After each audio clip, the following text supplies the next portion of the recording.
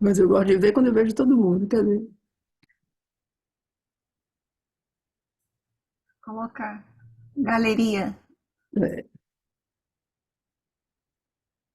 Bom dia, pessoal.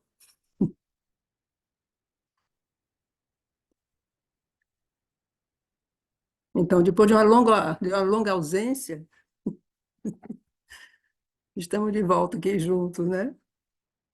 E então, eu estou aqui em Curitiba, com o marido Carmo, com a Neuza, e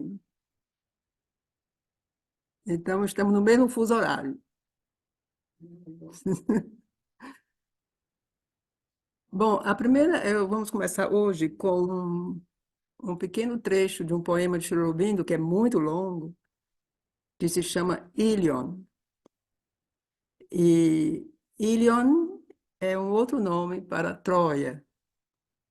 E esse poema de Chorobindo é, é um poema em versos hexâmetros, que são versos assim muito lentos, desculpem, muito longos e complexos, né, de compor. E Chorobindo escreveu esse poema, acho que entre 1919, 20, mais ou menos, eu acho. E eu consegui começar a ler esse poema recentemente, porque eu tenho o livro e tudo, mas é como um grande desafio. É um poema épico e trata do último dia da Guerra de Troia, quer dizer, é o dia em que Troia caiu. E então eu descobri assim que é um poema lindíssimo e que tem momentos assim muito, eu diria muito, talvez mesmo semelhantes assim a certos momentos de Savitri.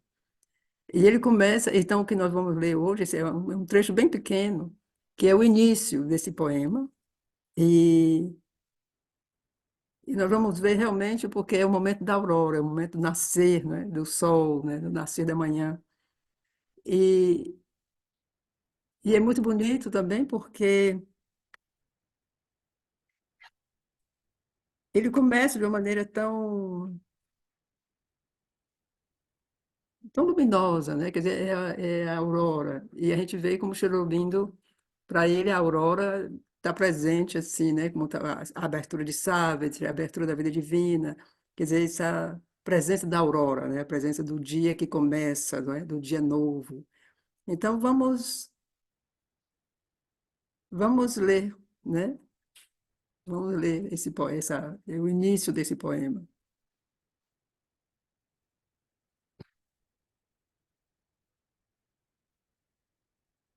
Bom, Heraldo, acho que todo mundo sabe, né? Quer dizer, é aquele que anuncia, é uma voz que anuncia o que vai acontecer. Começa com a aurora, né? Schrödinger. A aurora, em sua jornada eterna, que compele o labor dos mortais. A aurora, iniciadora das coisas, com a noite para seu repouso ou para sua terminação. Pálida e com lábios brilhantes, apareceu das brumas e do frio glacial do Euxin. A terra, liberta da vastidão estrelada e impalpável pelo fogo da aurora, despertou para a maravilha da vida, para suas paixões, sua tristeza e sua beleza. A sustentar tudo em seu peito, a mãe compadecida e paciente.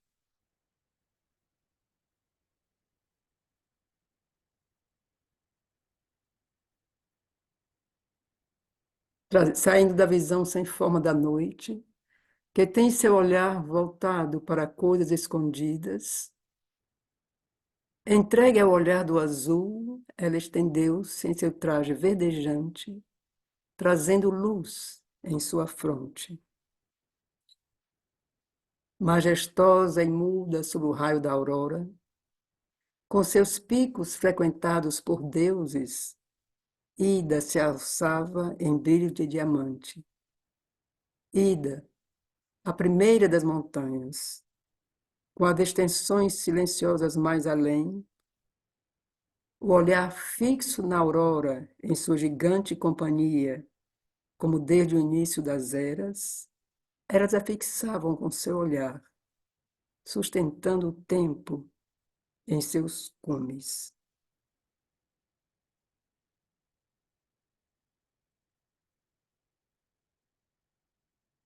Então, o Euxine é um rio, né? Quer dizer, um rio que deve ter um outro nome hoje, ou talvez nem exista mais, é o rio que passava, né, em Troia. E Ida era essa montanha, né? Era uma cadeia de montanhas, e Ida era mais alta. Então, vamos ler de novo, mas só assim para a gente receber um pouco o espírito, né, do poema. Então, a aurora, em sua jornada eterna que compele o labor dos mortais, a aurora iniciadora das coisas, com a noite para seu repouso ou para sua terminação, pálida e com lábios brilhantes, apareceu das brumas e do frio glacial do Euxine. A terra, liberta da vastidão estrelada e impalpável pelo fogo da aurora, despertou para a maravilha da vida, para suas paixões, sua tristeza e sua beleza, a sustentar tudo em seu peito, a mãe compadecida e paciente.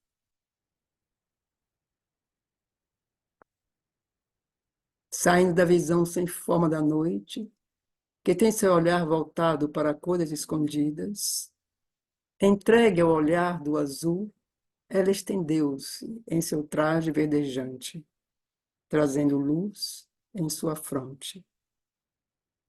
Majestosa e muda sob o raio da aurora, com seus picos frequentados por deuses, Ida se alçava em brilho de diamante, Ida, a primeira das montanhas, com as extensões silenciosas mais além, o olhar fixo na aurora, em sua gigante companhia, como desde o início das eras, elas a fixavam com seu olhar, sustentando o tempo em seus cumes.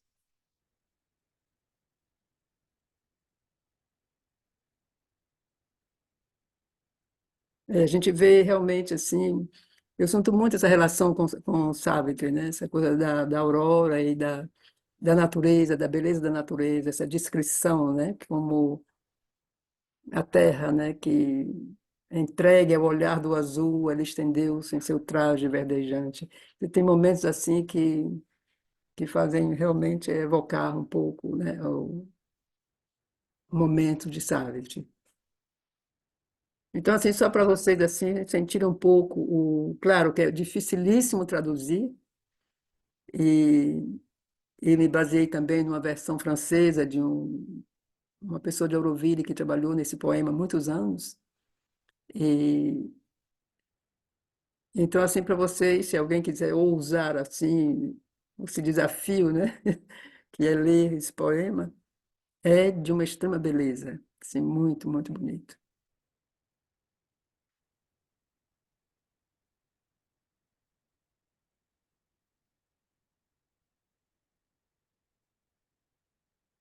Então, nós vamos ter os comentários da mãe.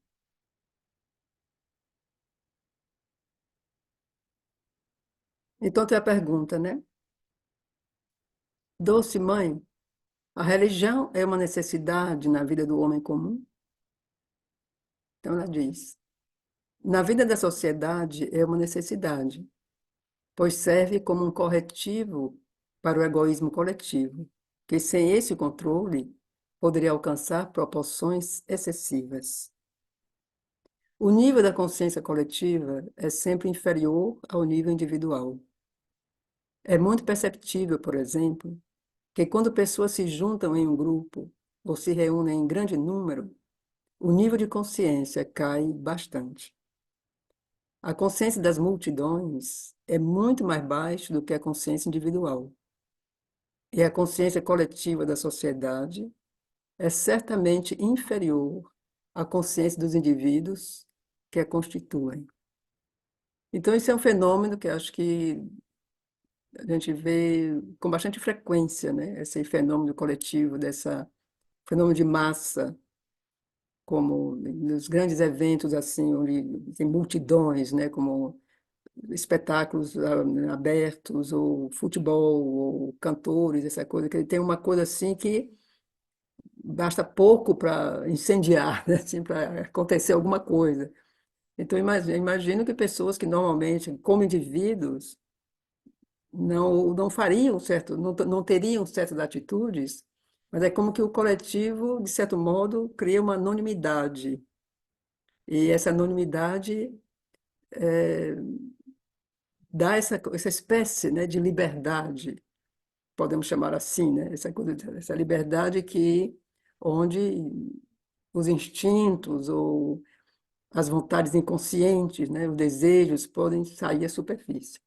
Então, isso coisas que individualmente a pessoa não seria levada a fazer, ela pode ser levada a fazer dentro desse coletivo que se torna inconsciente, de certo modo, né? Ou com uma consciência bastante baixa, bastante inferior. Então, a mãe diz que a religião, de certo modo, ela dá uma guiança, né? Ela como que ajuda a pessoa a se redimensionar, a se controlar, a oferecer, talvez, chamar, talvez, alguma uma força divina para ajudar, quer dizer, coloca a pessoa realmente, dá um outro contexto, né, ao indivíduo, à religião.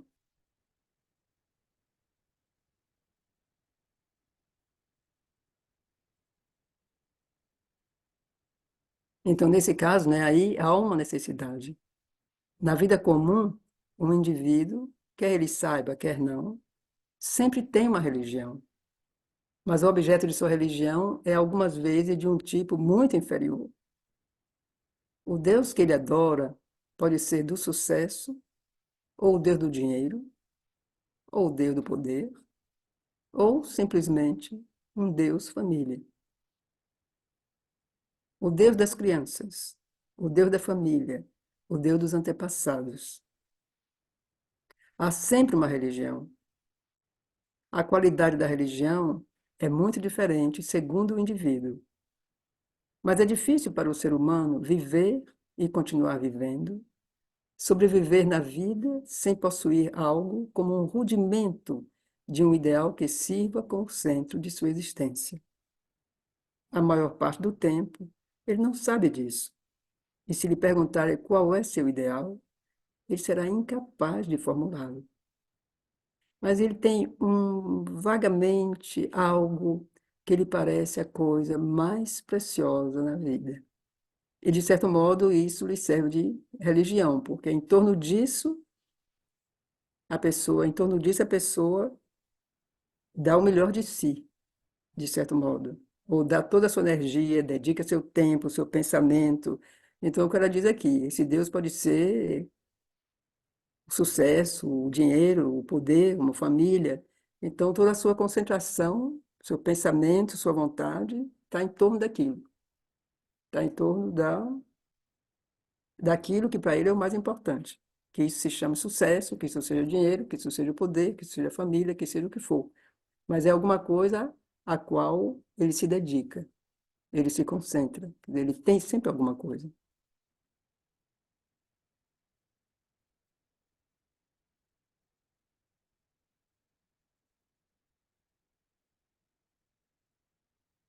Para a maioria das pessoas, segurança, por exemplo, viver em segurança, estar em condições em que a pessoa está segura de ser capaz de continuar a existir. Este é um dos maiores objetivos, pode-se dizer, um dos maiores motivos do esforço humano. Há pessoas para quem o conforto é a coisa mais importante, para outros é o prazer, a diversão. Então, isso eu acho que nem precisa dizer muito, é uma coisa que a gente lê e é bem clara. Isso não tem muito o que elaborar, né? Mas isso que, assim, por exemplo, uma coisa que pede uma certa reflexão em cada um é essa segurança de ser capaz de continuar a existir.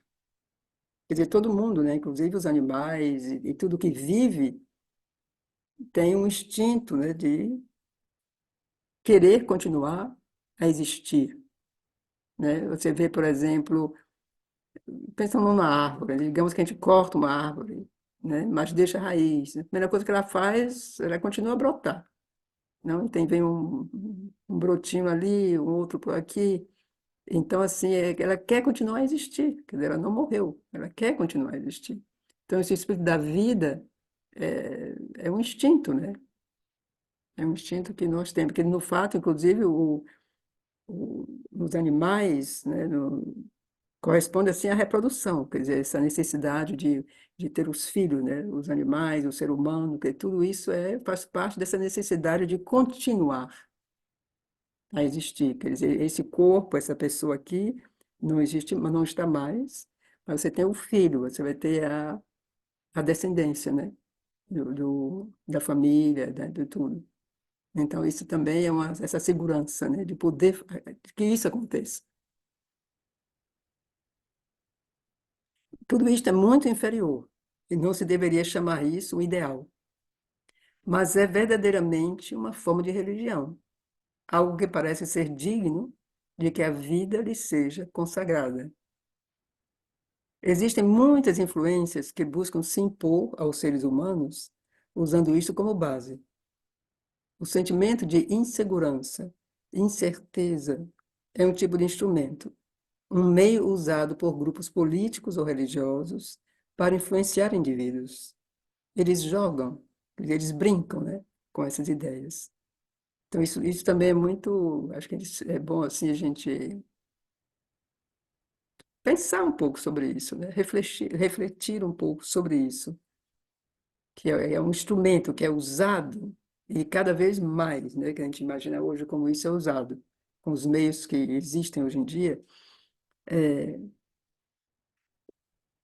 é usado por grupos políticos religiosos e, inclusive, com o medo, quer dizer, uma coisa que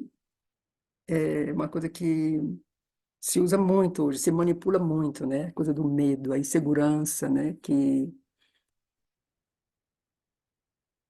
vai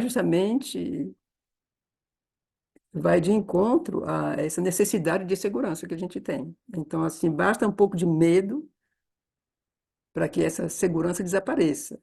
Então, no momento que o medo se infiltra, aí vão aparecer todas as soluções, né, para nos ajudar a não ter medo, a sentir segurança.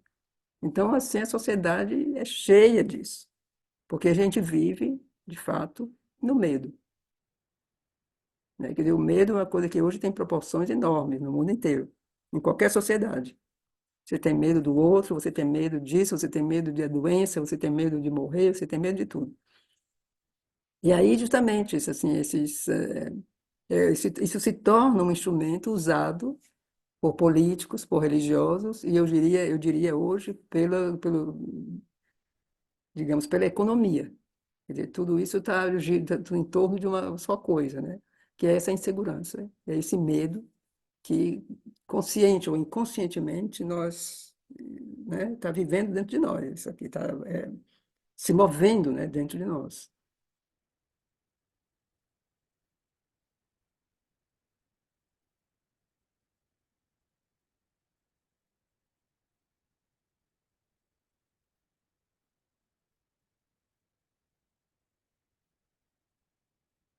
Cada ideia política ou social é uma espécie de expressão mais inferior de um ideal que é uma religião rudimentar.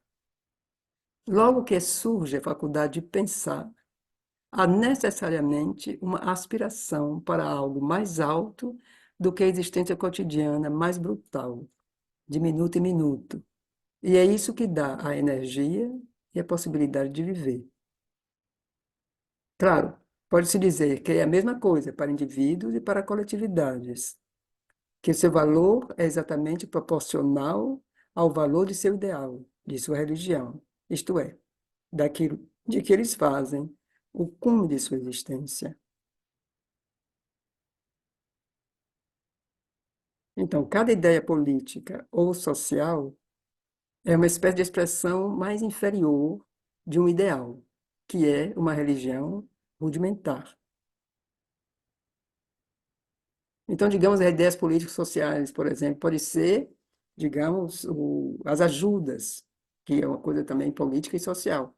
Você vai ajudar as pessoas a viverem melhor, a ter uma casa, a ter uma alimentação, a ter educação. Quer dizer, isso é uma expressão, digamos, inferior, porque o ideal seria mais alto. O ideal seria uma igualdade social, quer dizer, uma consciência mais coletiva, mais evoluída, que isso seria, sim, o ideal. Mas o ideal se expressa, digamos, inferior do que aquele ideal de uma religião que poderia ser de uma coisa religiosa.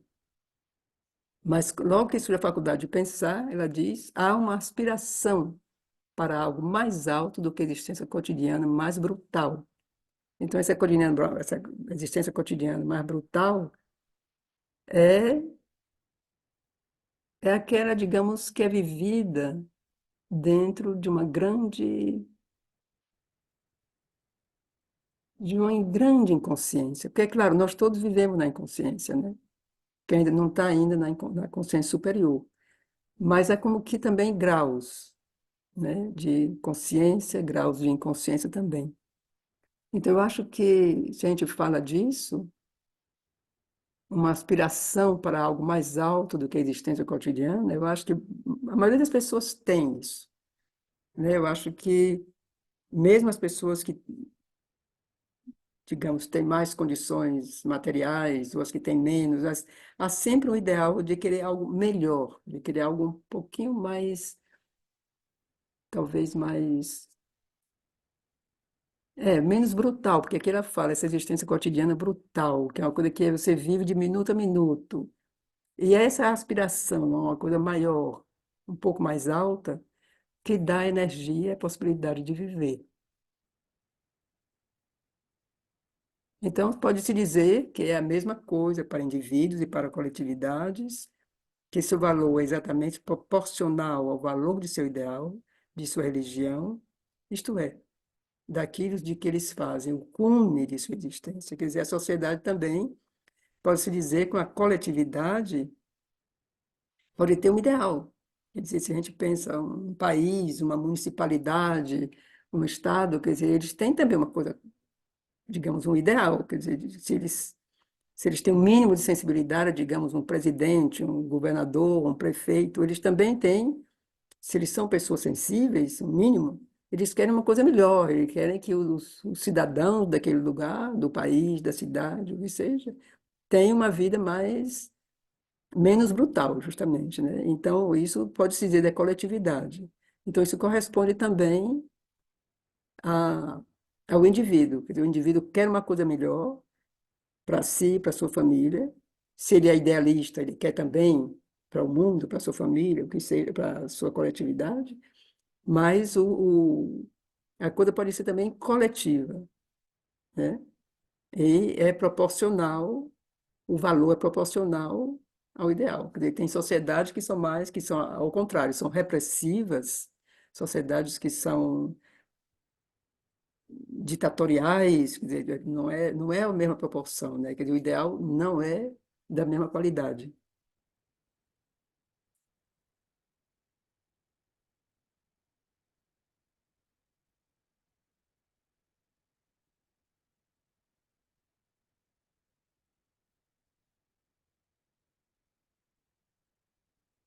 Claro, quando falamos de religião, se queremos dizer as religiões reconhecidas, na verdade, cada uma, né? Ou cada um de nós, cada pessoa, tem sua própria religião, quer ele saiba, quer não. Mesmo quando pertence às grandes religiões que têm um nome e uma história.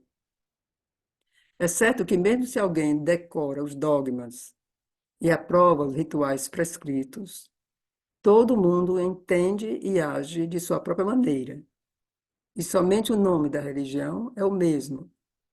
Mas esta mesma religião não é a mesma para todos os indivíduos que pensam, que a praticam. É, a gente pode pensar, talvez, se a gente pensa no,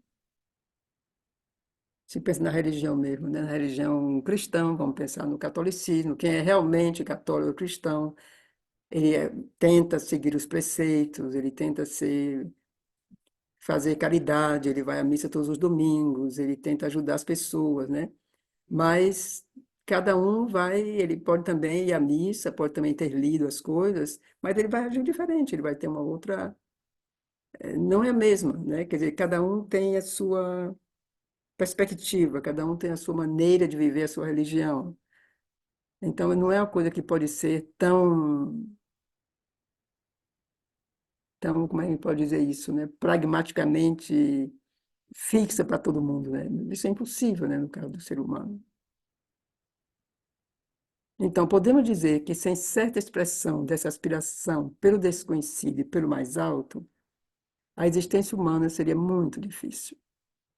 Se não houvesse no coração de cada ser a esperança de algo melhor, de qualquer tipo, ele teria dificuldade em encontrar a energia necessária para continuar vivendo.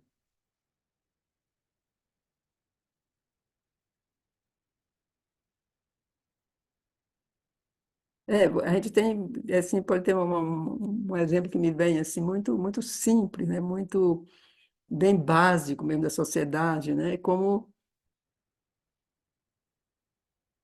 em sociedades, por exemplo, muito desiguais, como a família, a maioria das vezes, quer algo melhor para seus filhos. Então, há famílias ou pais que trabalham a vida inteira para que o seu filho, seus filhos, filhas, possam ter acesso àquilo que eles não tiveram. Então, eles dedicam a vida a isso. Então, é como se isso também fosse a religião deles, no sentido que o mais alto que eles podem imaginar é uma coisa melhor para quem vai vir depois deles.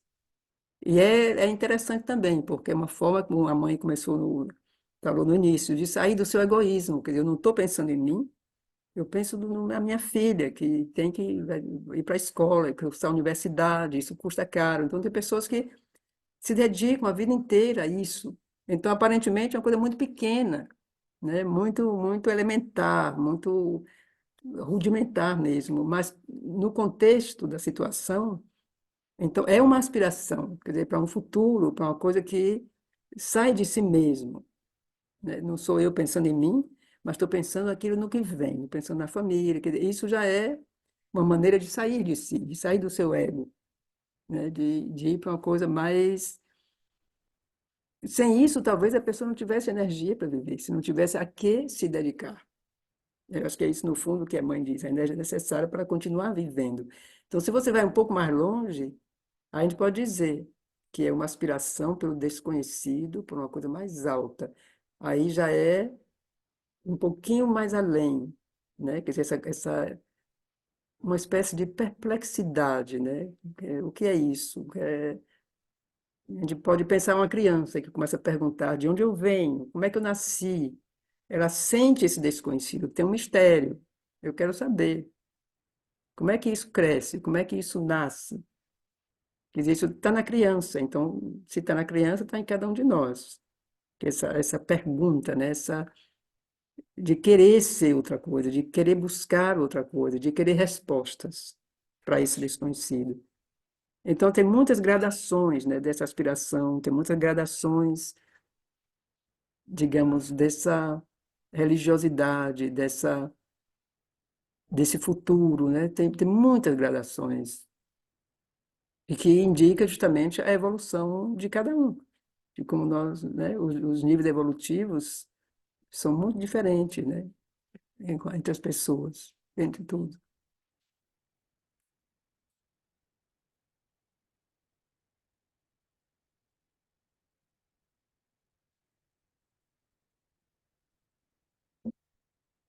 Porém, como bem poucos indivíduos são capazes de pensar de maneira livre, é mais fácil associar-se a uma religião, aceitá-la, adotá-la e tornar-se parte dessa coletividade religiosa.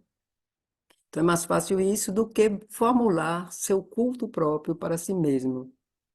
Então, em aparência, a pessoa é isso ou aquilo, porém, de fato, é apenas em aparência.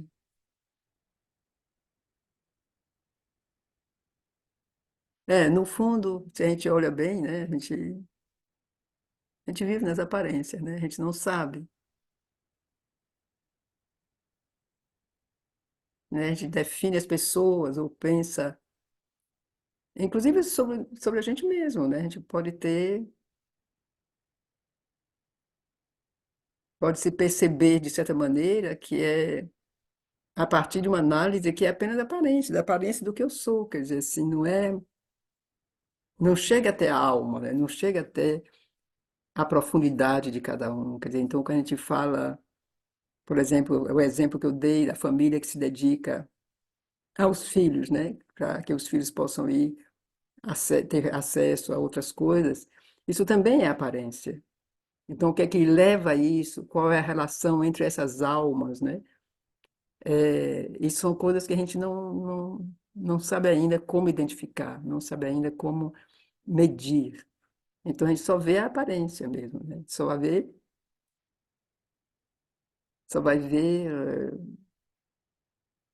ver aquilo que a gente vê com os olhos, né? Quer dizer, a gente não tem ainda o olhar da alma que consegue ver por trás, né? Ou muito pouco.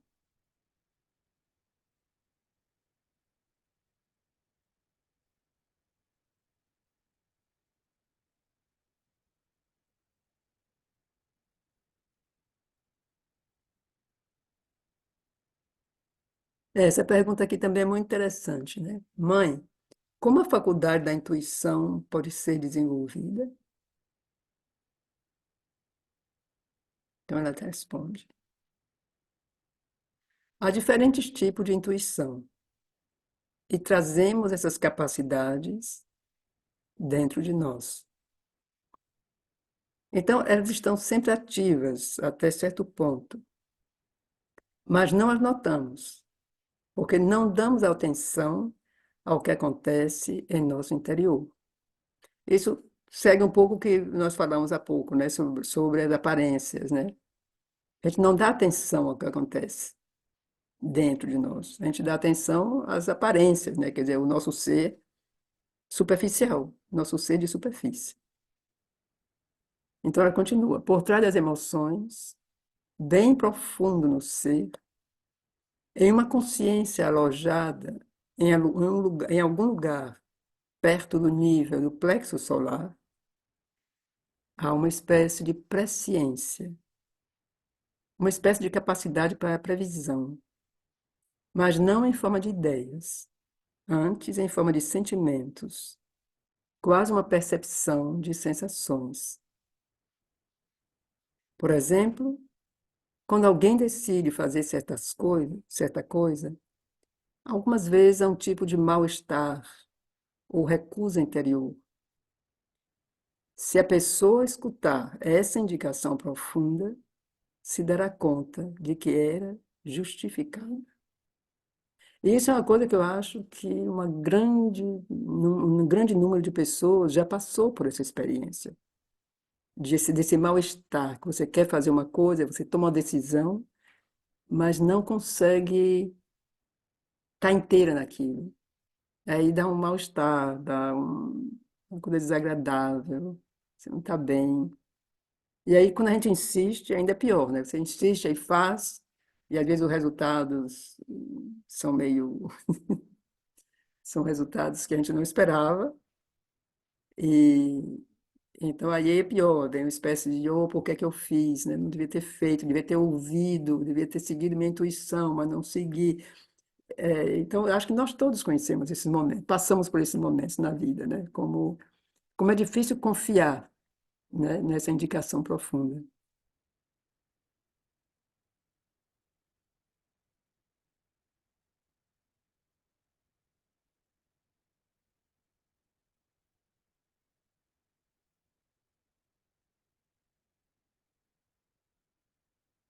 Em outros casos, há algo que pressiona, indica, insiste.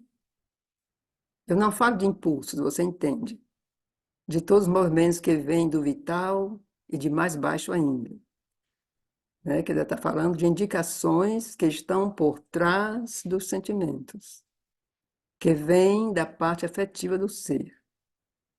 Daí também se pode receber indicações bastante seguras da coisa a ser feita.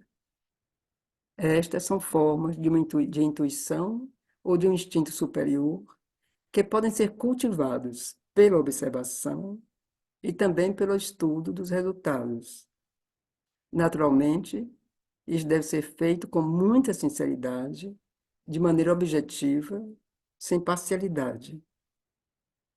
Se alguém quer ver as coisas de um modo pessoal e ao mesmo tempo pratica essa observação, tudo isso é inútil. Isso deve ser visto como se a pessoa estivesse olhando o que acontece como de fora de si mesma, em uma outra pessoa. Quer dizer, é quase científico isso, né, que ela está dizendo. É, é observar. Você vê de onde vem esse movimento, esse sentimento, essa indicação, de onde vem isso tudo. Observar, ver qual foi o resultado e ser muito sincero. Então, assim, poder começar a observar uma vez que vem, digo, vou seguir isso, ou não vou. Então, o que acontece se vai ou acontece se não vai? E olhar isso de maneira muito impessoal, para aí estar seguro da origem da sua intuição também, de onde é que vem essa intuição. Então, a gente vai continuar a ler, vocês vão ver como a mãe explica isso um pouco mais.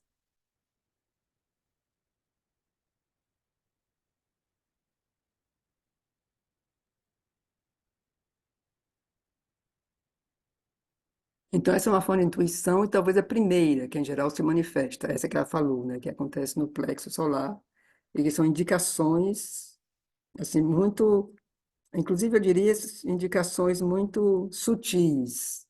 Então, a gente tem realmente que estar muito, como que atento, né, porque essas indicações, elas não gritam, elas são realmente muito sutis. Há também uma outra forma, mas uma que é muito mais difícil de observar, porque para aqueles que estão habituados a pensar, a agir pela razão, não por impulso, mas pela razão, a refletir antes de fazer alguma coisa, há um processo extremamente rápido da causa ao efeito, no pensamento semiconsciente, que lhe impede de ver o fio, o inteiro fio do raciocínio. E assim você não pensa que é uma cadeia de raciocínio, e isso é bem enganador. Isso a gente tem que entender bem, que há pessoas que têm, são habituados a pensar e a agir, que são pessoas racionais, de modo geral. Então, são pessoas que podem ter uma ideia e já tem a solução. Então, ela pode pensar que essa solução é uma intuição.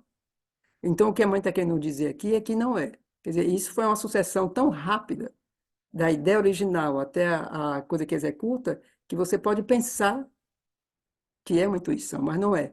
É que você está habituado a pensar e você nem vê, né, como é que isso, como é o processo, que é extremamente rápido da causa ao efeito, né, da origem ao resultado. Então, o pensamento semiconsciente que lhe impede de ver o fio, que na verdade foi um raciocínio que ele levou daqui até ali. É como você faz uma consulta hoje no computador, né? Você clica um botão e faz uma pergunta e a resposta já aparece. A gente não sabe o que aconteceu no interior da máquina, né? Você tem a resposta, né? Foi a pergunta e tem a resposta. Mas houve um processo, eu imagino, de ir buscar essa resposta. Só que é tão rápido que é quase mágico, né?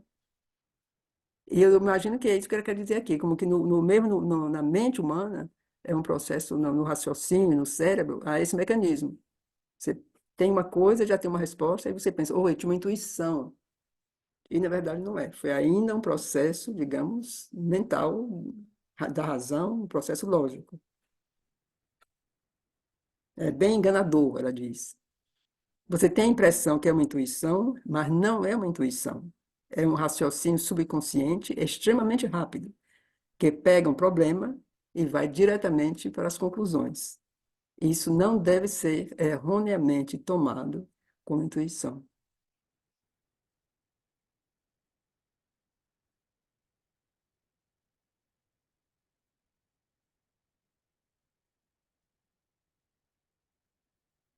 No modo de funcionar normal do cérebro, a intuição é algo que subitamente cai como uma gota de luz. Se a pessoa tem a faculdade, o começo de uma faculdade de visão mental, isso dá a impressão de algo que chega de fora ou do alto, como um pequeno impacto de uma gota de luz no cérebro, absolutamente independente de todo raciocínio. Isso é percebido mais facilmente quando a pessoa é capaz de silenciar a própria mente, de mantê-la quieta e atenta, parando o seu modo de funcionar normal, como se a mente tivesse mudado em uma espécie de espelho, voltado em direção a uma faculdade superior, em uma atenção sustentada e silenciosa. Isto também a pessoa pode aprender a fazer. Deve-se aprender a fazer isto. É uma disciplina necessária. Essa imagem do espelho voltado em direção ao alto, em direção à faculdade superior, é muito bonita, né? Como se fosse eu não sei, quando é uma espécie de radar, né? Uma coisa assim que está aberto, como que é a espera, né? E pronto, é um receptáculo, pronto para receber aquela gotinha de luz que ela fala. Então, é uma coisa que a gente tem que aprender. Então, deve-se aprender a fazer isto. É uma disciplina necessária.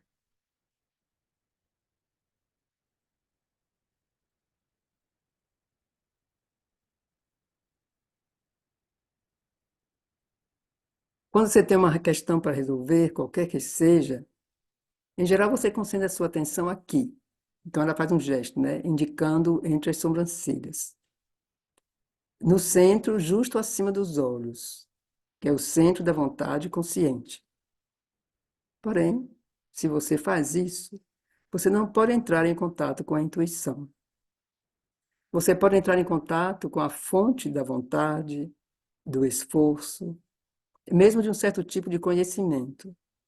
Mas no campo exterior, quase material, desculpem, mesmo de um certo tipo de conhecimento, mas no campo exterior, no campo quase material. Enquanto que, se você quiser entrar em contato com a intuição, deve manter isto. A mãe indica as sobrancelhas, completamente imóvel, né? Quer dizer, tudo que é essa parte mental, essa parte cerebral.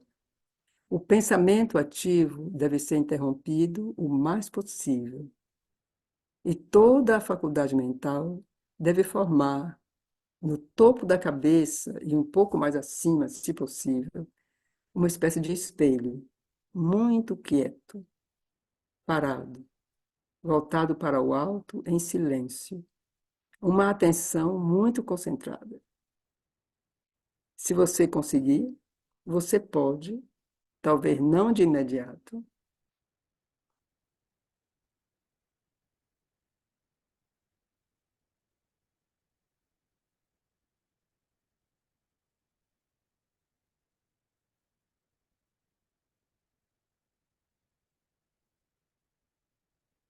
você pode ter a percepção de gota de luz caindo na superfície, mas você pode ter a percepção de gota de luz caindo na superfície do espelho, vindas de uma região ainda desconhecida e que se expressam como um pensamento consciente, que não tem conexão com todo o resto de seu pensamento, visto que você foi capaz de mantê-lo silencioso.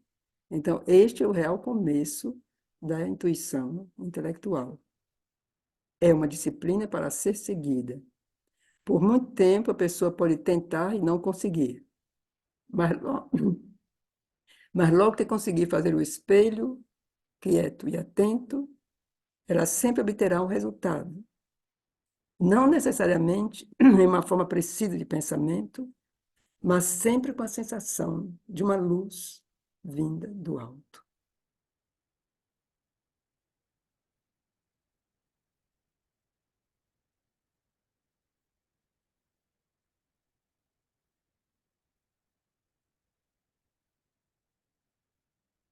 Então, se ela puder receber esta luz vinda do alto, sem entrar imediatamente em um turbilhão de atividades, recebê-la na calma, no silêncio, e deixá-la penetrar profundamente no ser, então, após certo tempo, ela se expressará, seja como um pensamento luminoso, seja como uma indicação bem precisa aqui.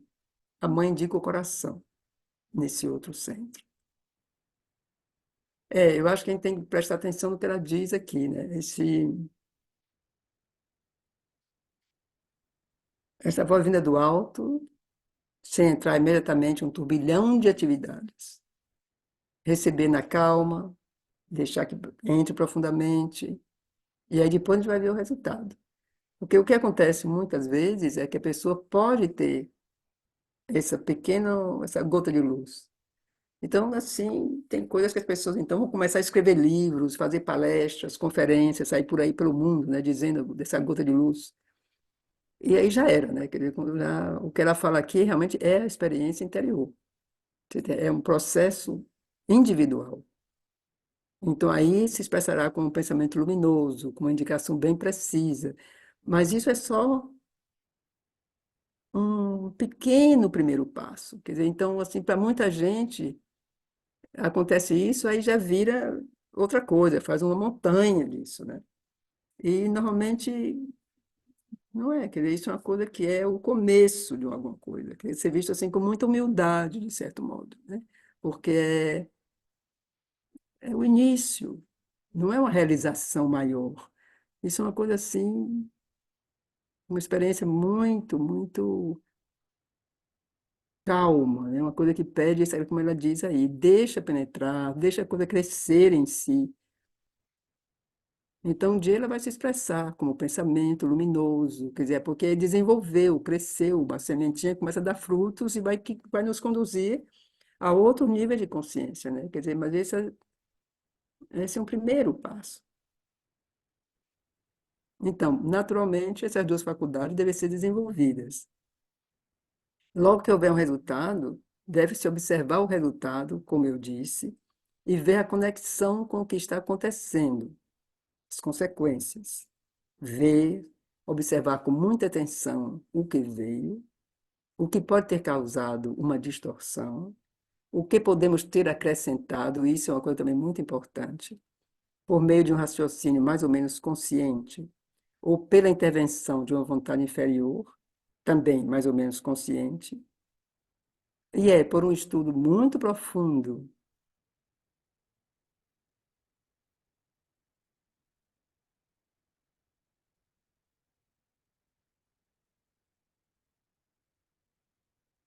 De fato, quase de cada momento, de todo modo, eu não consigo ler aqui a palavra, de todo modo, diário e muito frequente, que alguém pode conseguir desenvolver a própria intuição. Isso leva muito tempo. Isso leva muito tempo e há emboscadas. A pessoa pode enganar a si mesma, tomar como intuições vontades subconscientes que tentam manifestar-se, indicações dadas por impulsos que ela recusou aceitar abertamente. De fato, todo tipo de dificuldades. Deve-se estar preparado para isso. Mas se a pessoa persiste, pode estar segura que conseguirá. Então chega um momento em que se sente uma espécie de guiança interior, algo que nos conduz de maneira muito perceptível em tudo o que fazemos. Mas então, para que a guiança tenha seu poder máximo, deve ser acrescentada naturalmente a ela uma entrega consciente. Mas isso aí a gente pode ver que é uma coisa assim que cresce, né? Então, se a gente começa já a se enganar, a acrescentar coisas, aí já não dá certo, né? E pode ter outros resultados. Mas, e pede justamente uma grande sinceridade, uma enorme sinceridade.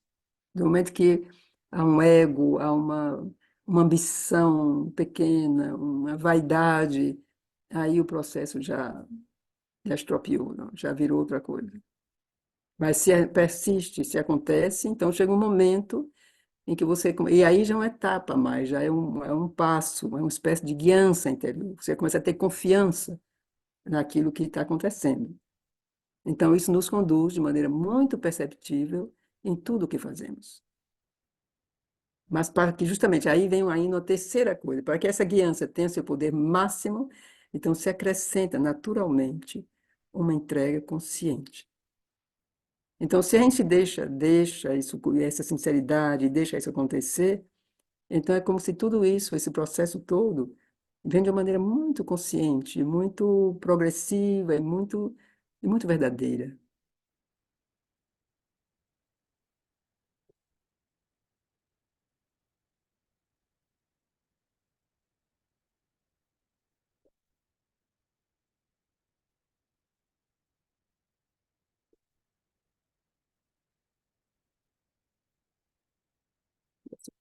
Deixa eu seguir aqui.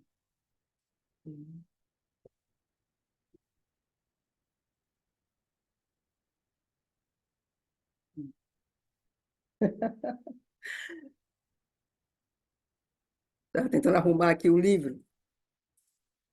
Então, nós vamos abrir, nós vamos voltar um pouco atrás do que nós já lemos, né? Porque como ficamos esses 2 meses, assim, sem, sem ler, assim, juntos, né, a vida divina, então nós vamos retornar à página 768. Então, vamos pegar esse parágrafo aí. Ele diz assim: ao considerarmos o progresso alcançado na evolução do ser espiritual, devemos olhar dois lados. Considerar os meios, as linhas de desenvolvimento utilizadas pela natureza, e observar os resultados concretos conseguidos por ela no indivíduo humano. Há 4 linhas principais que a natureza seguiu para tentar abrir o ser interior. Então, a religião, ocultismo, pensamento espiritual e a realização espiritual e a experiência interior. Então, esses 4 caminhos. As 3 primeiras, eu não vou falar muito disso, porque nós já falamos disso. É um capítulo só assim para refrescar um pouco nossa memória.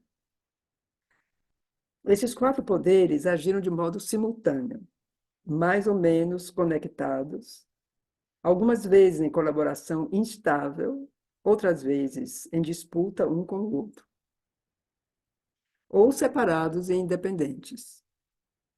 A religião admitiu um elemento oculto em seu ritual, cerimônias e sacramentos, apoiou-se no pensamento espiritual e algumas vezes fez derivar dele um credo ou uma teologia ou apoio para a sua filosofia espiritual. O Ocidente, de modo geral, seguiu o primeiro método, enquanto o Oriente seguiu o outro. Mas a experiência espiritual é o objetivo e a realização final da religião, seu céu e seu cume. Mas algumas vezes a religião também baniu o ocultismo ou reduziu ao mínimo seu próprio elemento oculto. Rejeitou a mente filosófica como se fosse uma estranha com um intelecto seco, apoiou-se com todo o seu peso em credo e dogmas, na emoção e no fervor piedosos e na conduta moral. Reduziu ao mínimo ou dispensou a realização e a experiência espirituais. O ocultismo, algumas vezes, colocou a espiritualidade como objetivo e seguiu o conhecimento e a experiência ocultos como meio para aproximar-se dela, da espiritualidade, né? E formulou algum tipo de filosofia mística. Mas, na maioria das vezes, manteve-se dentro dos limites do conhecimento oculto e suas práticas, sem nenhuma perspectiva espiritual. Voltou-se para a taumaturgia ou a mera magia, ou mesmo desviou-se para o diabolismo. A filosofia espiritual, com muita frequência, buscou na religião um apoio ou uma via para a experiência. Ela nasceu da realização e experiência ou construiu suas estruturas como meio para atingi-las.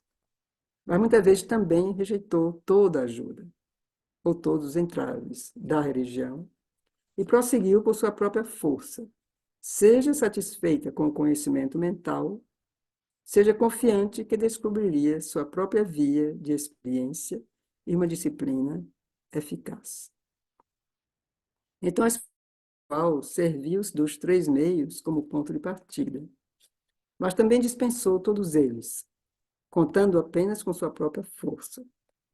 Desencorajou o uso do conhecimento dos poderes ocultos por considerá-los atrações perigosas e obstáculos inextricáveis, e buscou apenas a verdade pura do espírito. Dispensou a filosofia e alcançou seu objetivo por meio do fervor do coração ou por uma espiritualização mística interior. Pôs de lado toda crença, cerimônia e práticas religiosas, considerando-as um estágio inferior ou uma primeira via de aproximação. E prosseguiu, deixando atrás todos esses suportes e livre de todas essas armadilhas para o contato puro da realidade espiritual. Todas essas variações foram necessárias. O esforço evolutivo da natureza experimentou todas as vias a fim de encontrar seu verdadeiro caminho, o caminho total para a consciência suprema e o conhecimento integral. Aí vamos continuar. Pois cada um desses meios ou abordagens corresponde a algo em nosso ser total e, portanto, algo necessário ao objetivo total da evolução na natureza. Então, nós temos os quatro, né? Então, quais foram esses quatro? A religião, o ocultismo, o pensamento espiritual e a realização espiritual e a experiência interior. Então, Cherubim nos diz que cada um desses meios ou abordagens corresponde a algo em nosso ser total e, portanto, a algo necessário ao objetivo total da evolução da natureza. Então, há quatro necessidades para a autoexpressão de nosso ser. Se o homem não quiser permanecer o que ele é agora, em sua natureza fenomênica. Então, ele vai nos dizer agora o que é esse ser da nossa natureza fenomênica, né? Ele vai dizer. Então, esse ser é um ser que vive na superfície em um estado de ignorância, que busca obscuramente a verdade das coisas e junta e sistematiza fragmentos e seções de conhecimento. Uma pequena criatura, limitada e semiconsciente da força cósmica. Quer dizer, isso é o que nós somos, né? Assim como somos hoje. Então, se não quisermos continuar sendo isso, aí a gente tem que ir um pouquinho mais adiante.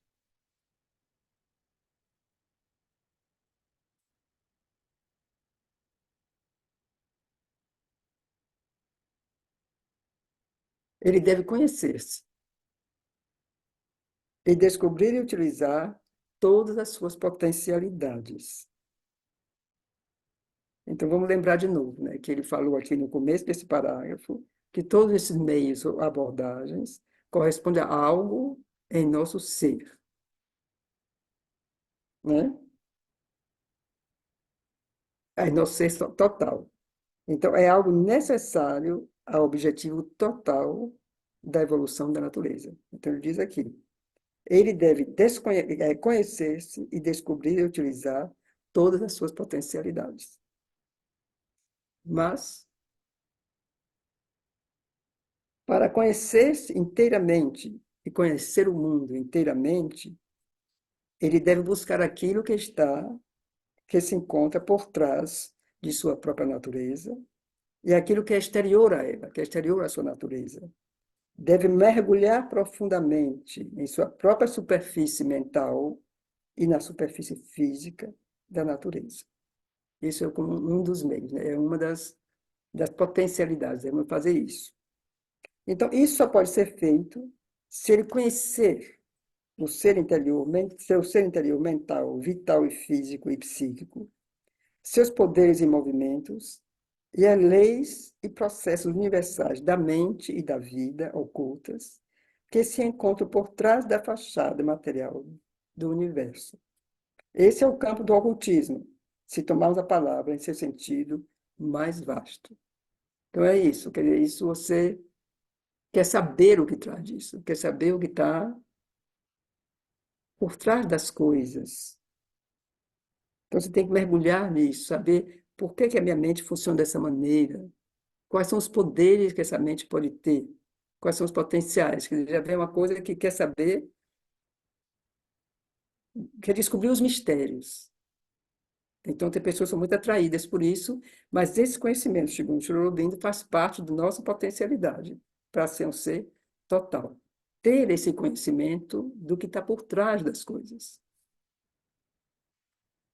Então, ele deverá conhecer também o poder ou os poderes escondidos que controlam o mundo.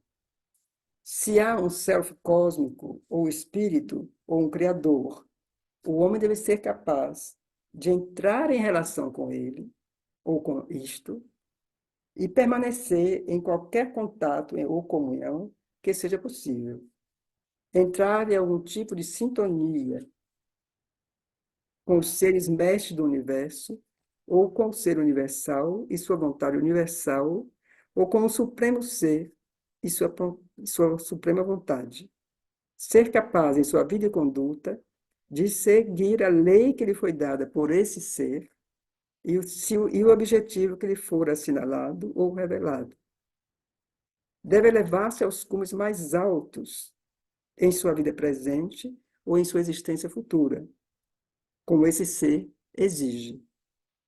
Se não existe um tal espírito, ser universal ou supremo, o homem deverá saber o que existe e como elevar-se a isso, e sair de sua imperfeição e impotência atuais. Então, esse meio de aproximação é o objetivo da religião. Então, acho que deu para ver a diferença, né? Quer dizer, essa coisa de você querer conhecer o que está por trás das coisas, querer saber o mistério das coisas, e a outra coisa é saber, quer dizer, então ele diz, mas ele deve conhecer também o poder, quer dizer, ele descobre o que está por trás das coisas, existe isso, existe aquilo, mas o que é que está mexendo com isso? O que é que faz com isso seja o que ele é? Porque não basta saber que a semente produz a árvore, né? Mas o que é que faz com que aquela semente produza a árvore? Ele não basta só saber que aquela fórmula da água, isso mais aquilo faz a água, mas o que é que faz com que isso provoque o surgimento da água? Né? Então, esse poder, né, que está por trás. Então, foi a procura dessa resposta que levou, então, a esse ser supremo. Então, deve existir uma inteligência, deve existir um ser. Né? Então, a organização dessa descoberta é o que, digamos, esse espírito é o objetivo da religião, quer dizer, essa aproximação, porque se isso existe, então o ser humano deve ser capaz de encontrar isto, né? Quer dizer, já não é mais a coisa física, da descoberta material das coisas, mas é a origem. Então ele tem que se unir a isso. Se existe isso, o ser humano tem que se unir a isso. Então isso, por isso as religiões, digamos, nasceram as religiões, como que dá uma possibilidade ao ser humano de se unir a isto que origina as coisas.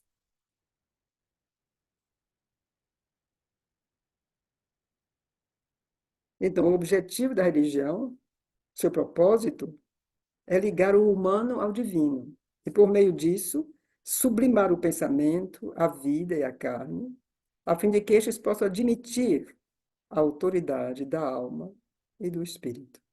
Então, isso foi o que a religião fez. Então, para chegar a isso, essa relação, então, o pensamento tem que ser sublimado.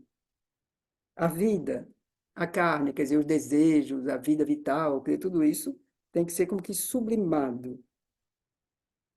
E aí parece que estes possam admitir a autoridade da alma e do espírito. Mas esse conhecimento, então ele vai chegar aqui ao terceiro coisa, a terceira via, né?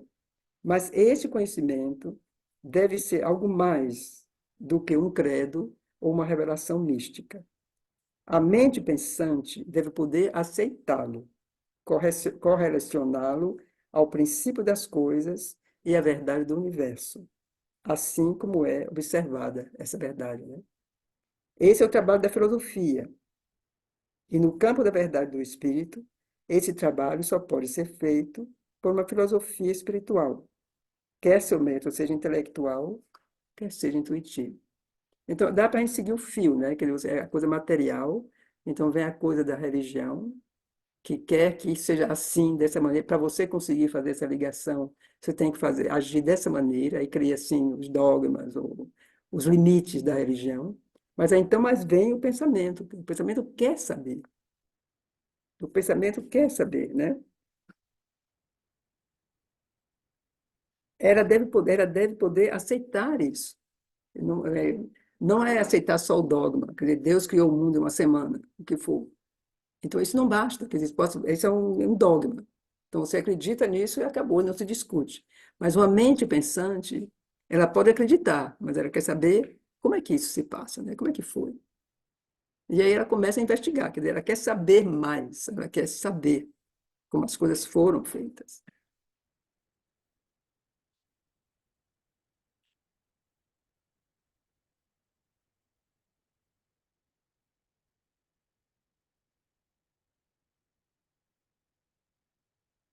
Mas aí ainda bem, então vamos chegar à quarta coisa, a uma próxima coisa. Mas todo conhecimento e esforço só podem dar frutos ao se transformarem em experiências. E não adianta ficar só nisso, saber. Então, você vai escrever livros, vai fazer tratado, dar conferências e tal. Mas eles têm que se tornar uma experiência e têm que se tornar parte da consciência e das operações estabelecidas. No campo espiritual, todo esse conhecimento, religioso, oculto, filosófico, e todo esse esforço devem, para ser fecundos, chegar a uma abertura da consciência espiritual. Chegar às experiências que fundamentam essa consciência e continuamente a elevam, ampliam, enriquecem. E chegar à construção de uma vida e uma ação em conformidade com a verdade do Espírito. Este é o trabalho da realização e da experiência espirituais.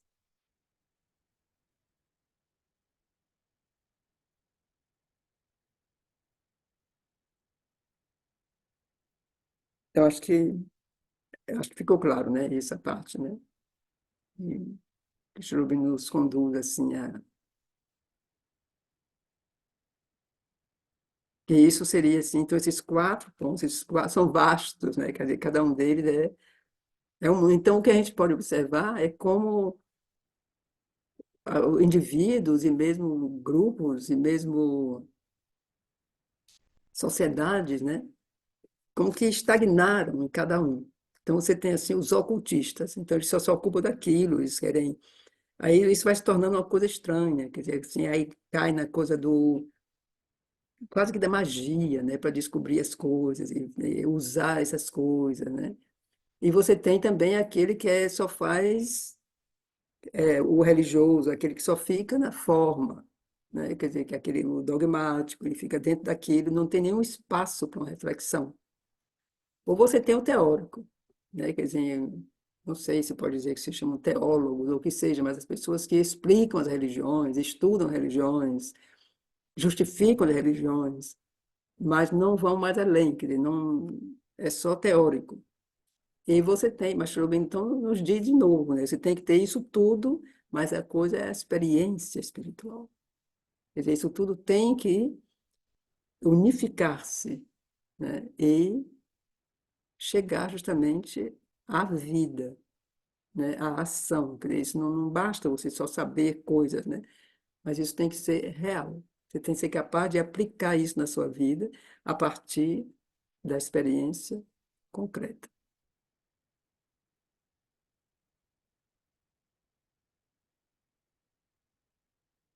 Então, vamos ler o próximo parágrafo.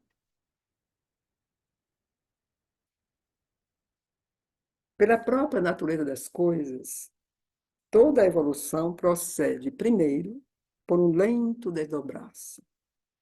Pois cada princípio novo que desenvolve seus poderes deve fazer seu caminho a partir de uma involução na inconsciência e na ignorância. Ele tem a tarefa difícil de desprender-se da involução, arrancar-se do domínio da obscuridade do meio original, lutar contra a atração e a pressão da inconsciência e sua oposição e obstrução instintivas, contra as misturas que dificultam e as lentidões cegas e obstinadas da ignorância. Então, se a gente pensa nisso que a gente acabou de ler, essa coisa essa involução, evolução. Então, cada princípio, né? Quer dizer, tudo isso, quer dizer, essa busca do conhecimento oculto, essa pergunta, essa perplexidade, né? Que nos leva a buscar, né? A perguntar. Isso tudo é muito lento, né? Porque primeiro tem que sair dessa inconsciência, quer dizer, aquelas primeiras indícios, né? Uma coisa que aí é a inconsciência que puxa para baixo, que resiste, que não quer, e é aquela coisa que tem que nascer, ela tem que ir, essas questões, então começa. Então, pensa isso, que coisa mais lenta, né? Que é, que é essa evolução, quer dizer, lenta aos nossos olhos, né? A nossa maneira de ver, o plano onde a gente vive, né? Que a gente vê as coisas. Então, parece muito lento, né, em relação à vida humana. Você imagina quantos séculos, quanto, não sei se a gente pode dizer milênios, né, para a gente poder estar aqui agora falando dessas coisas. A evolução foi muito lenta, né, até chegar aqui a nossa mente agora. Primeiro, para produzir alguém como Chororobindo, né? Quer dizer, isso já é uma grande coisa, quer dizer, produzir, enfim, Chororobindo é uma coisa que desceu, né? Mas que justamente havia uma necessidade e ele foi recebido, né? Digamos, ele nasceu aqui. Então, para chegar a isso, né? A evolução, né? De todos esses seres que vieram, quer dizer, a evolução é lenta. Então, isso nos diz aqui. Então, toda evolução procede primeiro por um lento desdobrar-se. Pois cada princípio novo, quer dizer, para falar de intuição, para que a gente possa falar de espiritualidade, que a gente possa falar de qualquer coisa, isso tudo evoluiu, isso tudo saiu dessa inconsciência. E isso foi um longuíssimo processo, muito longo, né?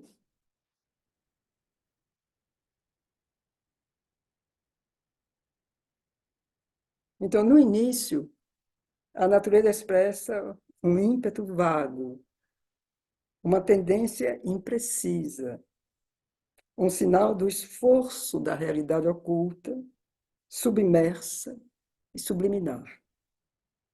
Então, esse esforço para emergir à superfície.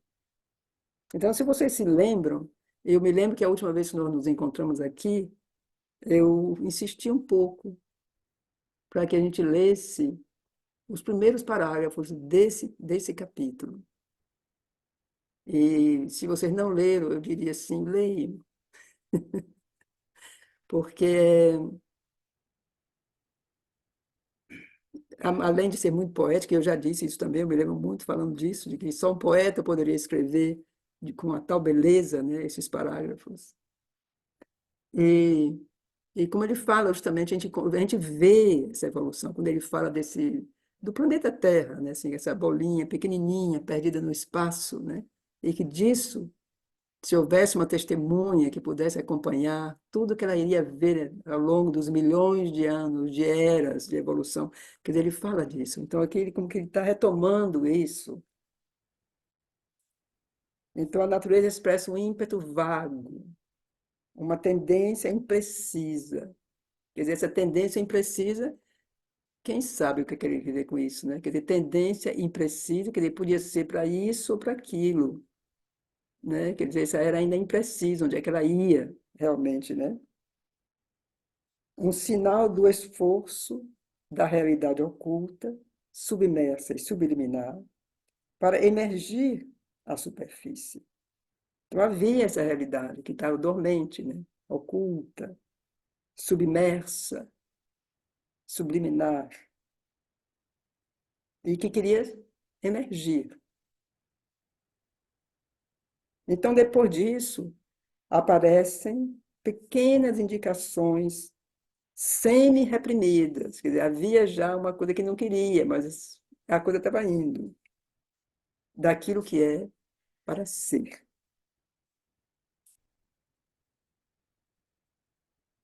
Começos imperfeitos, elementos grosseiros, aparências rudimentares.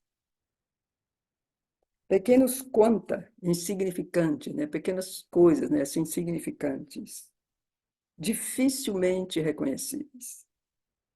Então, mais tarde, e esse mais tarde, pode imaginar quanto tempo isso ocorreu, aparecem informações pequenas e grandes, uma quantidade mais característica e reconhecível começa a mostrar-se, primeiro parcialmente aqui e ali, ou em baixa intensidade, depois, cada vez mais vívida e formativa.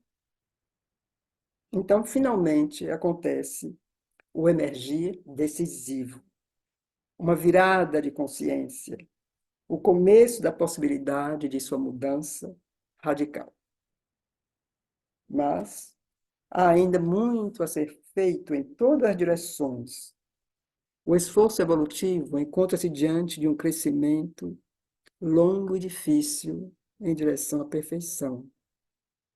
O que foi realizado deve ser não apenas confirmado, protegido de recaídas e da atração para baixo, do fracasso e extinção, mas também abrir-se às suas próprias possibilidades em todos os domínios, abrir-se à totalidade de sua completa realização, atingir sua estatura mais alta, sua sutileza, riqueza, amplidão maiores. Deve afirmar-se, abranger, abarcar tudo. Esse é, em toda parte, o processo da natureza. E ignorá-lo é não ver a intenção inscrita em seus trabalhos e perder-se no labirinto de suas operações.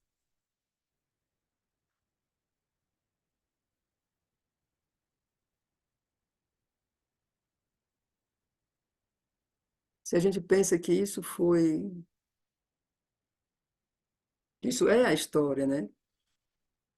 É nossa história, né? A história da humanidade, como isso tudo foi guiado por essa força, né? Por trás de tudo. E a natureza foi produzindo, né? Foi fazendo esse processo. Aí criou o ser humano, e o ser humano foi caminhando, tropeçando, levantando e indo adiante. E então, se a gente pensa que cada indivíduo é uma possibilidade única, né? Desse progresso, desse caminho.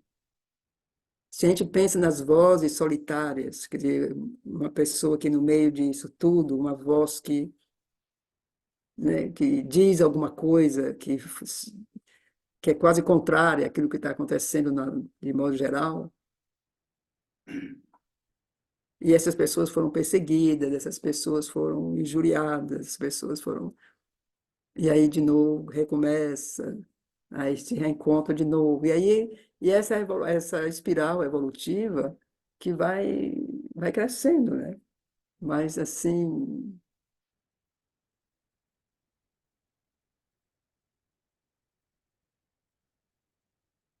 então vamos ler ainda o próximo parágrafo.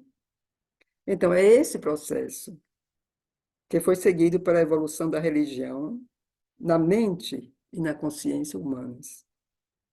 A obra feita por ela, pela religião, né, para a humanidade, não poderá ser compreendida ou apreciada corretamente se ignorarmos as condições do processo e sua necessidade. Porque se a gente não puder ver como as religiões nasceram, como foram criadas, e a necessidade de que isso existisse, se a gente não consegue ver isso, Então, é como se a gente quer ignorar justamente uma grande parte da evolução, da importância disso para a humanidade.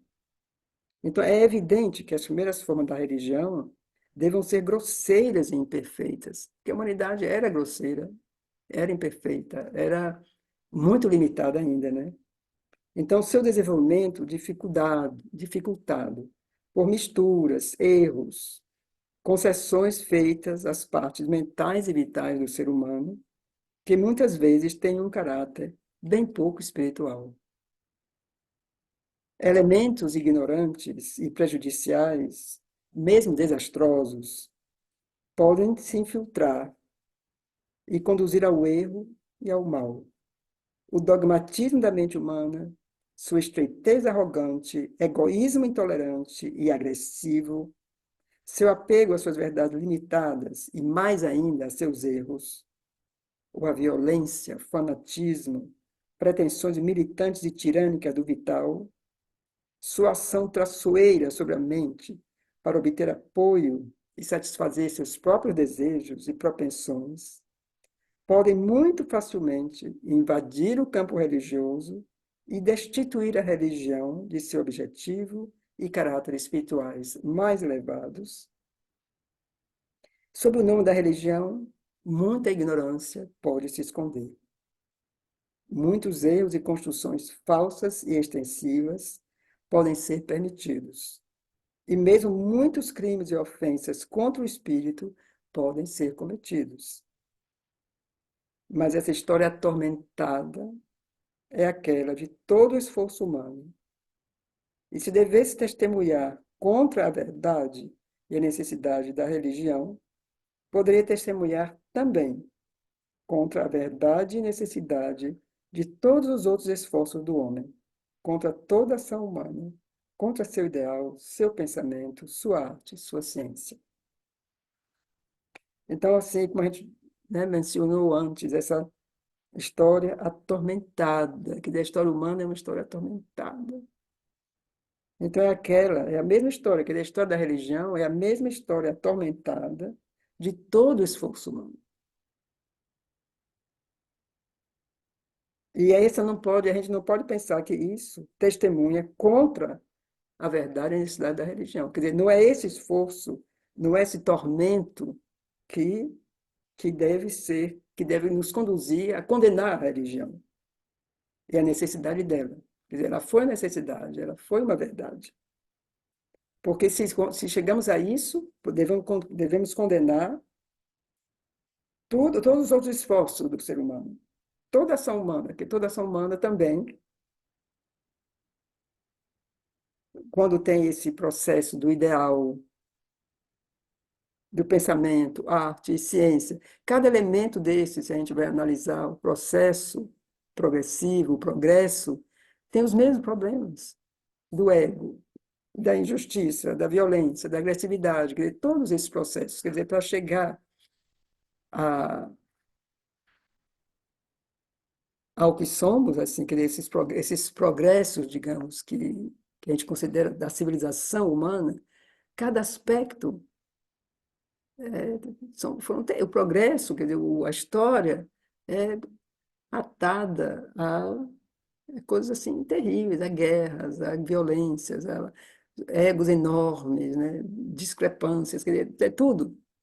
Então, todo o progresso humano tem esse passado, né? Essa história, e que não acabou. A gente diria que agora nós estamos voltando à barbárie. Porque assim, a gente vê o que está acontecendo com as religiões, por exemplo, né? Assim, o fanático, a violência, o matar o outro, quer dizer, assim, em nome da religião. Quer dizer, isso em pleno século XXI. Quer dizer, isso aconteceu na Idade Média, mas está acontecendo de novo. E, então é como se... Eu acho que a gente não pode nem falar disso, que a gente quer falar da situação atual, porque para mim, ela é, de certo modo, incompreensível. E com a mente, né, não pode compreender, com a minha mente não consigo explicar.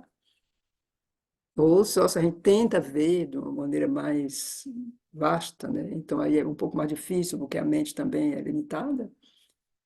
Mas é uma situação muito complexa, muito difícil. A impressão que a gente tem que é como uma volta ao passado, como que tem elementos obscuros, né, desse inconsciente que estão como que tomando uma proporção assim enorme, né, no que a gente vive. E,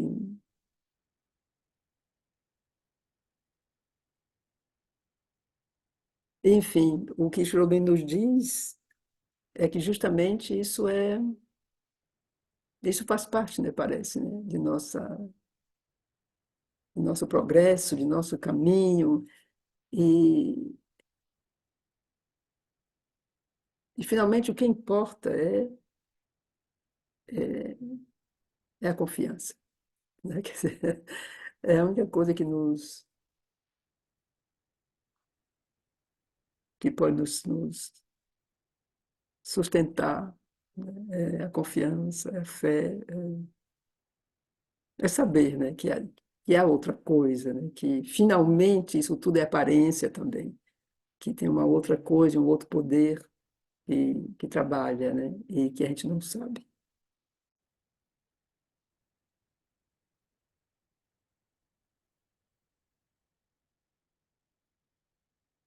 Talvez a gente pode ainda ler assim um pouco o próximo parágrafo, mas se não der para a gente conversar um pouco, a gente pode deixar para a semana que vem, para ler de novo. Então, a própria religião foi posta em dúvida devido à sua pretensão de determinar a verdade por autoridade divina, que é como que não tinha, faltava um pouco de lógica. Então, é assim porque Deus quis. Então, a autoridade divina, por inspiração, por uma soberania sacrossanta e infalível que lhe teria sido outorgada do alto.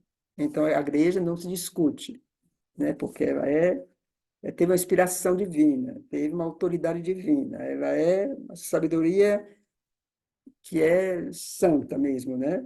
É infalível. E isso tudo veio do alto, então não se discute. Então, podemos isso fez com que a religião fosse posta em dúvida, porque ela buscou impor-se sem discussão ou sem ser questionada, no pensamento, nas emoções, na conduta humana. Quer dizer, aqui se impor nisso, no pensamento, nas emoções, na conduta humana. É assim e nada mais.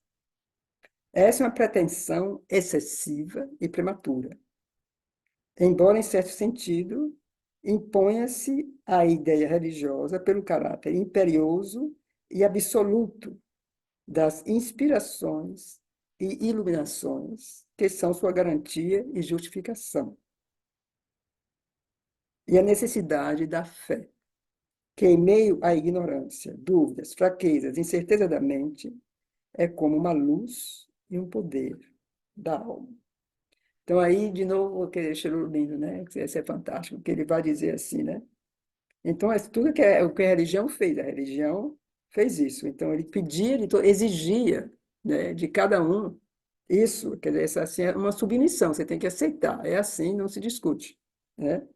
Então, ela buscou se impor, né? E ninguém podia discutir. Então, Cherubim diz, isso é uma pretensão excessiva e prematura, embora, em certo sentido, imponha-se a ideia religiosa pelo caráter imperioso e absoluto das inspirações e iluminações, que são sua garantia e a justificação e a necessidade da fé.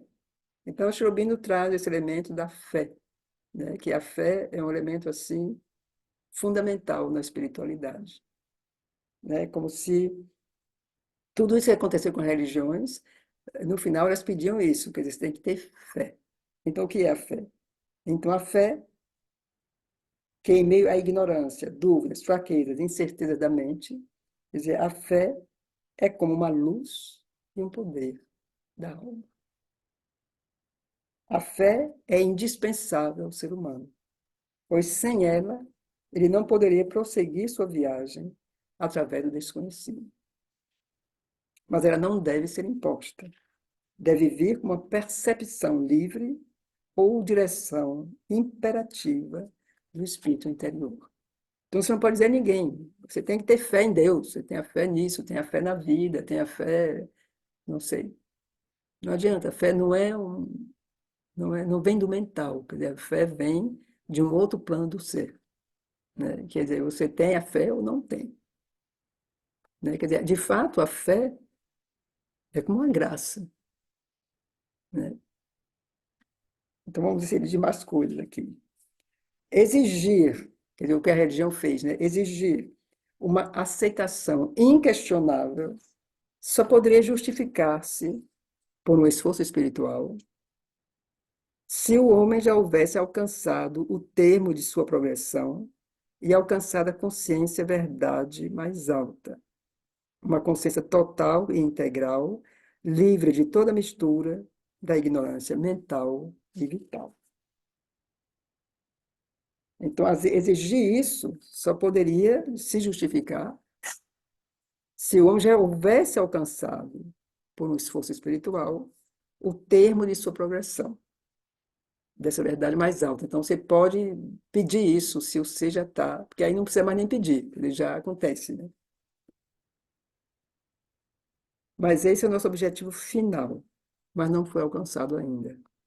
E as pretensões prematuras obscureceram o verdadeiro trabalho do instinto religioso no homem, que é de conduzi-lo à realidade divina, formular tudo o que ele realizou nessa direção e dar a cada ser humano o quadro de uma disciplina espiritual, um meio de buscar a verdade divina, entrar em contato, aproximar-se dela, dessa verdade divina, um caminho que seja conforme aos potenciais de sua natureza. Quer dizer, isso foi onde a religião, de certo modo, falhou, né? Porque depois o Sr. Albino diz, quer dizer, ele diz na página anterior, quando ele, no começo desse parágrafo, ele diz que ela foi uma pretensão excessiva e prematura, né? Porque ele vai dizer que seria só mais tarde, quando o homem houvesse alcançado, pelo esforço espiritual, o termo de sua progressão e alcançado a consciência a consciência verdade mais alta. Mas então, ele disse, de certo modo, ela foi prematura, mas foi necessária de todo modo, porque ela aconteceu a religião. Porque o objetivo da religião seria esse, então, né? Que não foi ainda alcançado. Então, essas pretensões prematuras religiosas, essas exigências, como é que pode dizer, essas afirmações categóricas, né? Elas como que obscureceram o verdadeiro trabalho do instinto religioso no homem. Então, esse instinto religioso qual é? É conduzi-lo à realidade divina, formular tudo o que ele realizou nessa direção e dar a cada ser humano o quadro de uma disciplina espiritual, um meio de buscar a verdade divina, entrar em contato, aproximar-se dela. Então, um caminho que seja conforme os potenciais de sua natureza. Então, eu vou ficar por aqui hoje e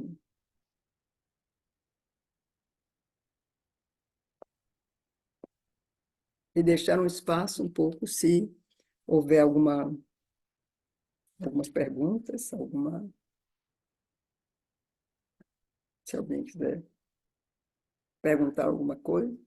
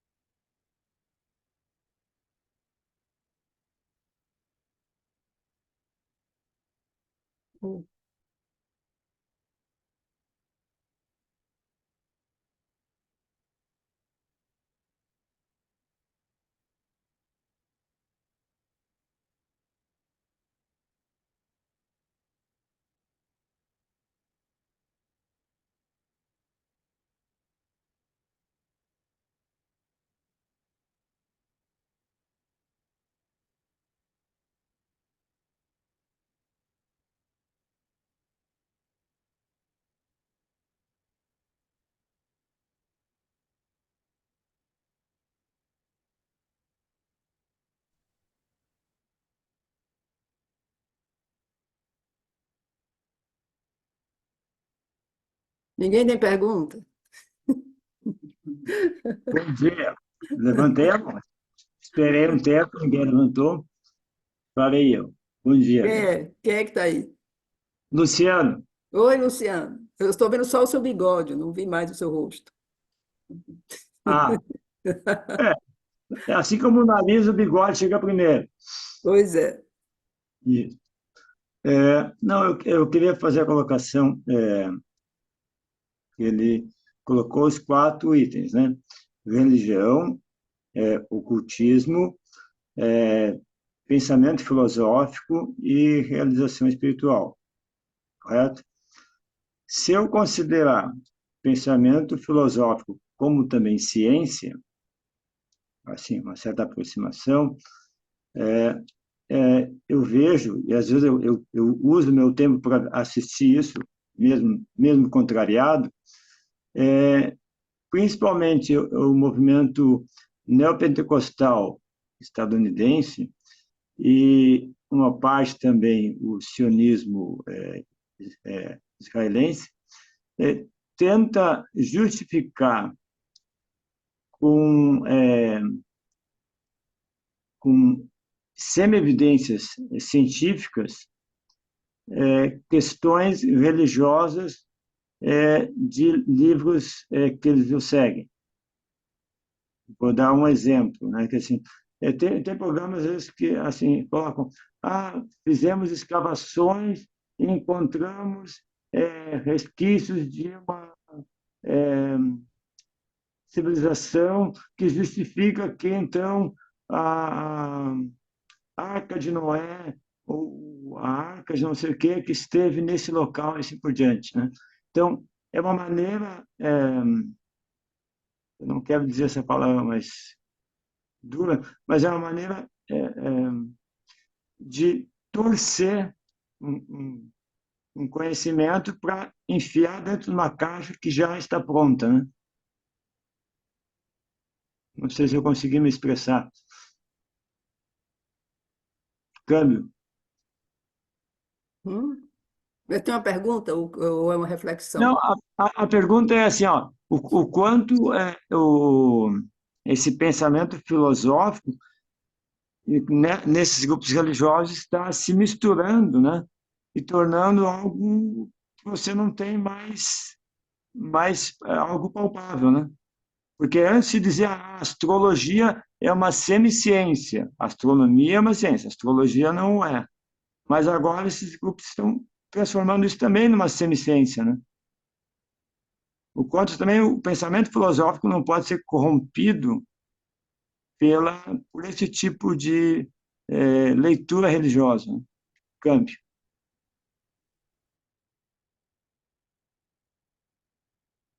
Tudo está muito misturado, né, Luciano? Porque a mente não tem acesso, né,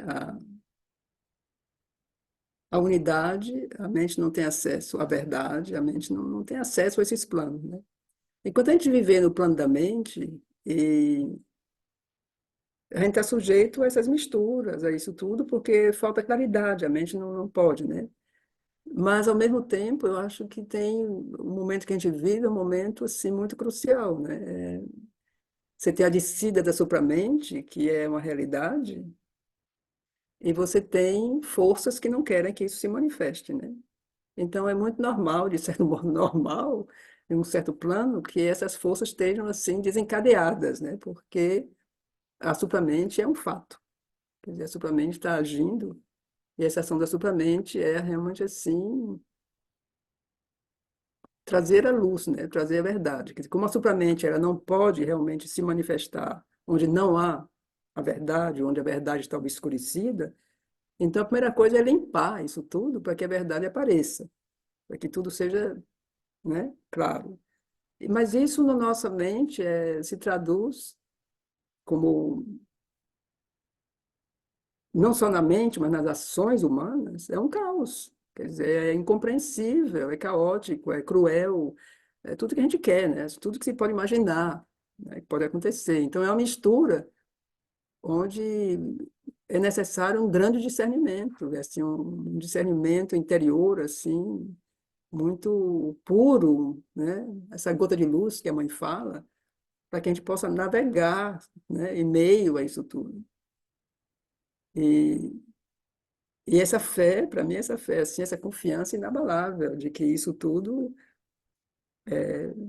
está construindo um mundo novo. Quer dizer, o mundo velho que está desmoronando, ou já desmoronou, e são só os destroços que ainda estão por aí, mas é um mundo novo que está se construindo, isso não tem dúvida.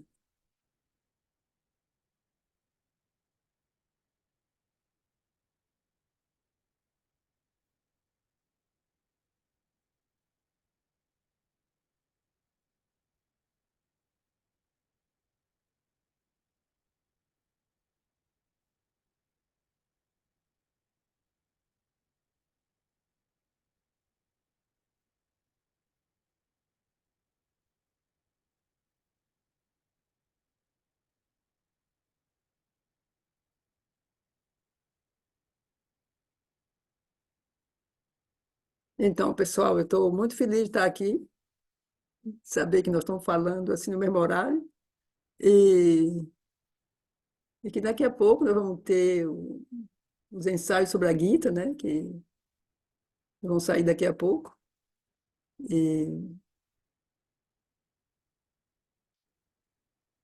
e sei lá, tem um caminhozinho assim a ser percorrido, né, com esse livro.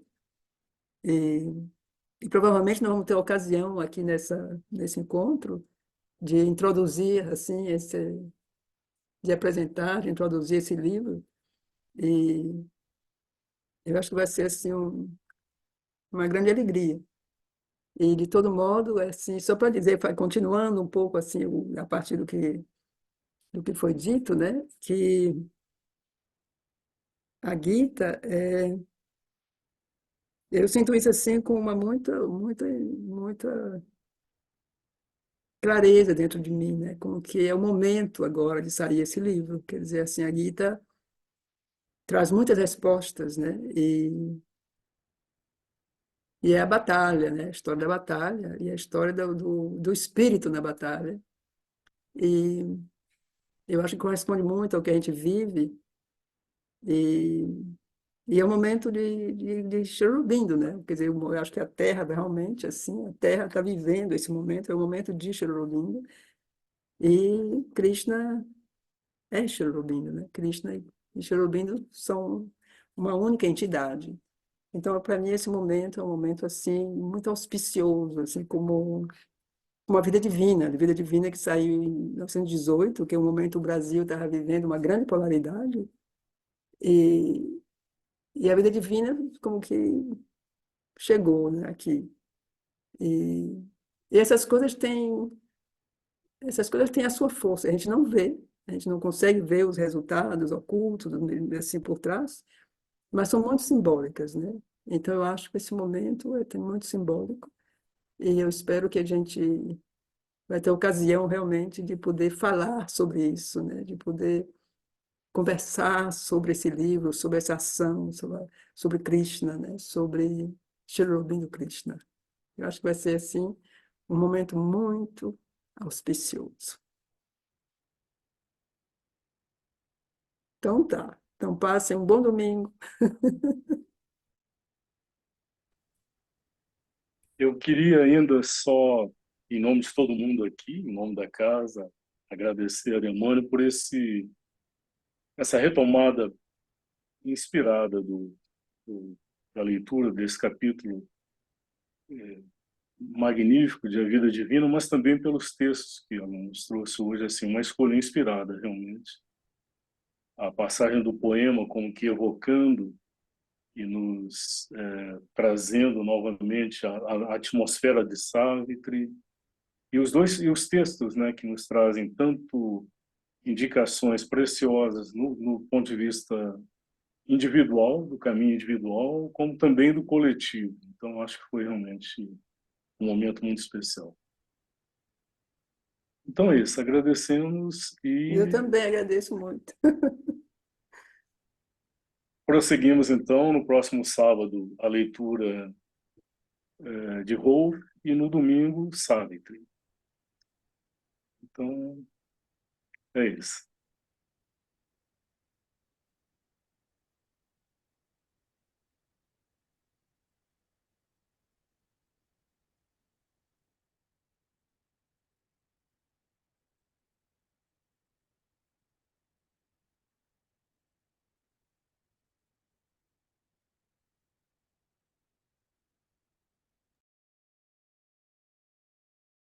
houve uma pergunta de onde estão esses textos. Pelo que eu entendi, eles são dos Entretien de 1958. Se forem, serão depois, no momento, disponibilizados através do trabalho do Ricardo Galindo, no Caminho Ensolarado. Senão, depois daremos a informação mais precisa. Então é isso. Um bom final de domingo e uma boa semana para todos.